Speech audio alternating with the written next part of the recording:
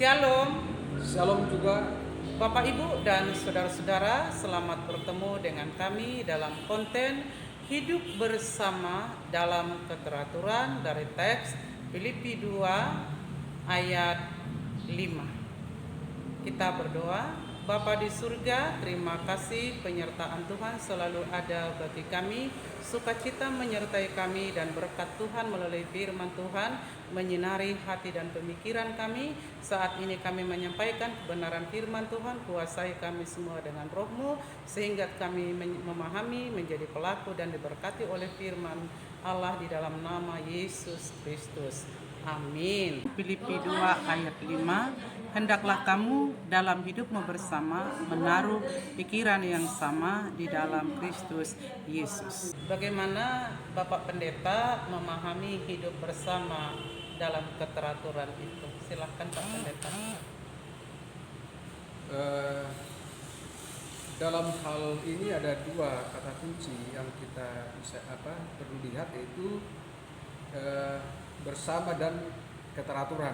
Hidup bersama dalam keteraturan. Iya. Hidup bersama itu sejak awal itu adalah panggilan Tuhan. Sejak penciptaan itu sudah kita lihat bahwa dikatakan tidak baik manusia itu seorang diri. Iya.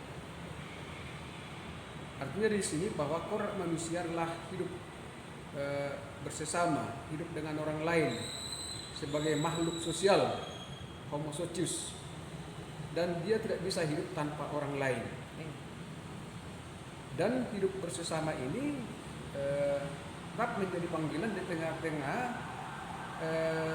kesulitan apapun, keterbatasan apapun yang kita alami. Bahkan kita terpanggil untuk hidup bersesama dengan semua orang, dengan segala karakter dan sifatnya yang mungkin juga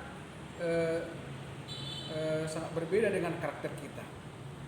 Dalam hal ini misalnya dalam peran konferensi tahunan yang baru dilaksanakan oleh GMI, dalam ceramah tema dan subtema, bahkan orang-orang umat Israel dipanggil hidup bersama di tengah-tengah bangsa lain, bangsa yang menjajah mereka, bangsa yang telah memperbudak mereka, yaitu di Babel. Dia panggil mereka untuk menduakan kota, untuk berdoa untuk kesejahteraan kota. Jadi dimanapun orang Kristen harus tetap menyatakan menyatakan diri untuk hidup bersama orang lain. Kita katakan bahwa kita terpanggil dalam hidup bersama dalam keteraturan. Sudah jelas tadi bahwa kita harus hidup bersama dengan orang lain, karena tanpa orang lain tentu kita juga tidak bisa hidup. Dalam hal ini bagaimana dikaitkan hidup bersama dalam keteraturan? Memang ini tidak mudah. Bagaimana hidup bersama ini selalu mengikuti aturan-aturan yang ada, hukum-hukum yang ada. Di sini kita sering mengalami kesulitan-kesulitan yang sering mengganggu hidup bersama itu. Ini memang sulit, hidup bersama itu dalam keteraturan. Inilah sebenarnya upaya kita, bagaimana kebersamaan ini hidup dalam keteraturan. Tetapi menurut saya, di tengah-tengah kita masih berdoa untuk tetap hidup dalam keteraturan, kita terus harus berupaya hidup dalam kebersamaan, tetap menciptakan cinta kasih, sambil berdoa dan berharap bagaimana kebersamaan itu tetap hidup dalam keteraturan. Katakan tadi sejak awal juga manusia itu tidak diciptakan seorang diri. Itu menunjuk bahwa manusia adalah makhluk sosial, tidak bisa hidup tanpa orang lain. Jadi panggilan ini, korak manusia ini adalah panggilan gereja hingga pada sekarang ini hidup dalam kebersamaan. Walaupun dalam hidup kebersamaan ini tidak mudah, tetapi kasih harus nyata dalam hati ini supaya dapat hidup dalam kebersamaan ini. Kalau dihubungkan dengan aturan-aturan yang ada, ini juga mempunyai keterbatasan, kesulitan, karena bagaimana orang harus selalu taat kepada aturan-aturan yang ada. Bahkan kepada aturan-aturan yang ada itu pun orang-orang kadang tidak langsung mudah sepaham dengan yang ada. Tetapi tetap dalam hal ini tetap kebersamaan itu harus tetap diupayakan, kasih harus ada di dalamnya, sambil nanti berdoa supaya ada etikat masing-masing untuk hidup dalam aturan seperti dalam metode misalnya disiplin atau tradisi atau praktik-praktik yang ada dalam gereja. Itu yang bisa kita lihat dalam hidup dalam kebersamaan hidup.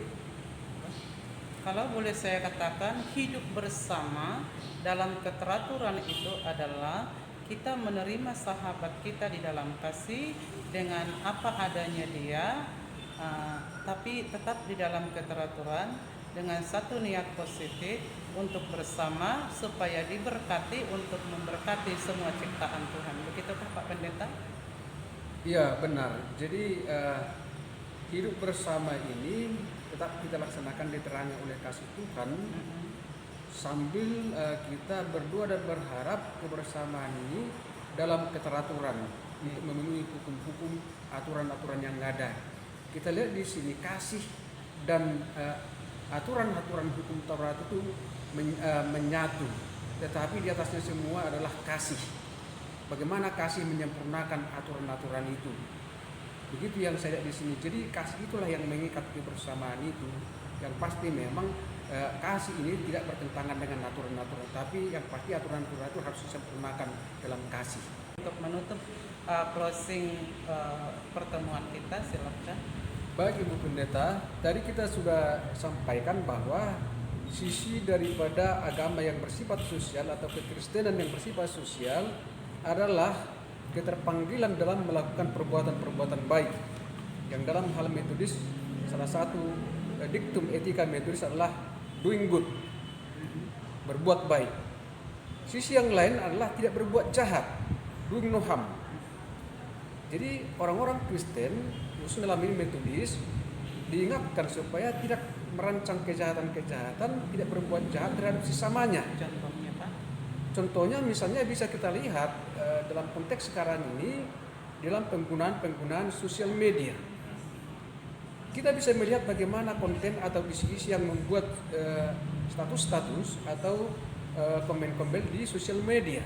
Kita lihat apakah itu komen-komennya itu yang bersifat membangun, yang mendatangkan damai, sukacita, atau sebaliknya bersifat destruktif. Ada menggosip, provokatif, begitu. Jadi dalam hal ini kita lihat misalnya, khusus dalam konteks konferensi tahunan, sekali lagi, konferensi tahunan itu disebut dengan percakapan Kristen.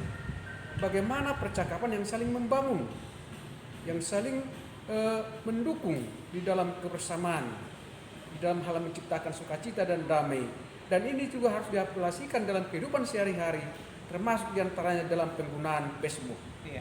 Jadi Facebook itu juga harus menjadi sarana dalam percakapan Kristen yang membangun. Itu adalah khas metodis di dalam misalnya penerapan dalam doing no harm. Jangan melakukan hal yang jahat dalam hal ini terhadap sesamanya. Itu yang salah satu sisi daripada agama yang bersifat sosial, khususnya dalam hal ini sebagai warisan khas metodis. Demikian kita berdoa. Bapa di surga, terima kasih firman Tuhan yang mengingatkan kami supaya kami senantiasa hidup bersama dan teratur, supaya kami dapat menjadi berkat bagi sesama kami, dan melalui kebersamaan kami juga nama Tuhan Allah dimuliakan. Di dalam nama Tuhan Yesus kami berdoa dan bersyukur kepada Allah. Amin.